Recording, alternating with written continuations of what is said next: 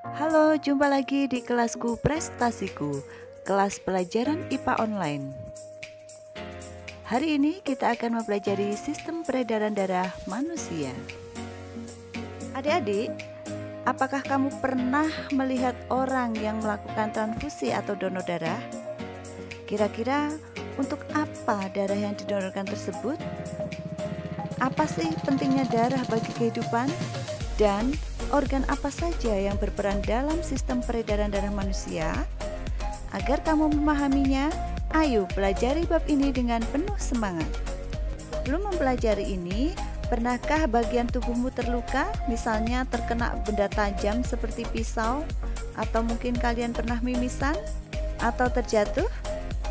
Setelah beberapa lama, darah yang awalnya keluar dari tubuh dapat berhenti. Pernahkah kalian memikirkan hal itu? Bagaimana proses pembekuan darah? Apa akibat jika kita kekurangan darah? Atau apa fungsi darah bagi tubuh kita? Nah, mari kita pelajari satu persatu. Darah pada tubuh manusia berfungsi untuk mengangkut nutrisi, oksigen, hormon, dan senyawa kimia lain ke seluruh sel-sel tubuh, serta mengangkut karbon dioksida dan sisa metabolisme untuk dikeluarkan dari tubuh. Selain itu, darah juga berfungsi untuk menjaga tubuh kita dari serangan penyakit. Proses ini berlangsung terus-menerus selama kehidupan manusia. Darah merupakan jaringan ikat yang berwujud cair dan tersusun atas dua komponen utama, yaitu plasma 55% dan elemen seluler 45%.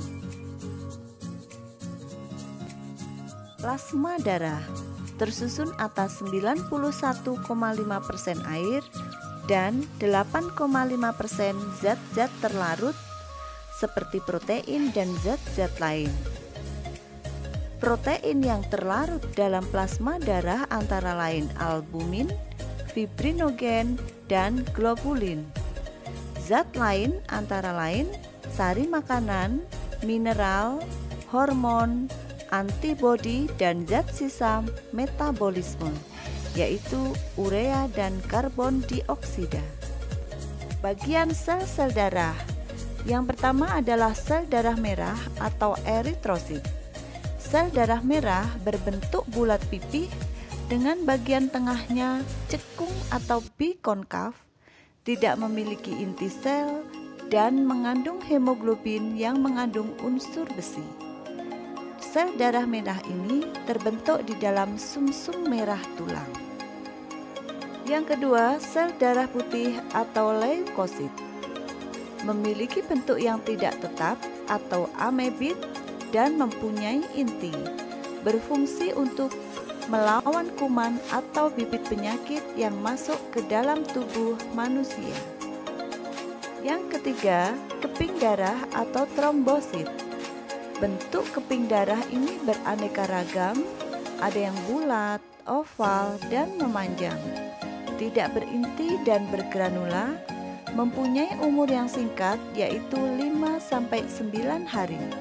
Keping darah disebut juga darah pembeku karena sangat berhubungan dengan proses mengeringnya luka. Untuk lebih jelasnya, mari kita lihat perbedaan bentuk sel darah dari gambar berikut ini. Yang pertama ini adalah sel darah merah. Kemudian berikutnya ini yang mempunyai inti, ini adalah sel darah putih.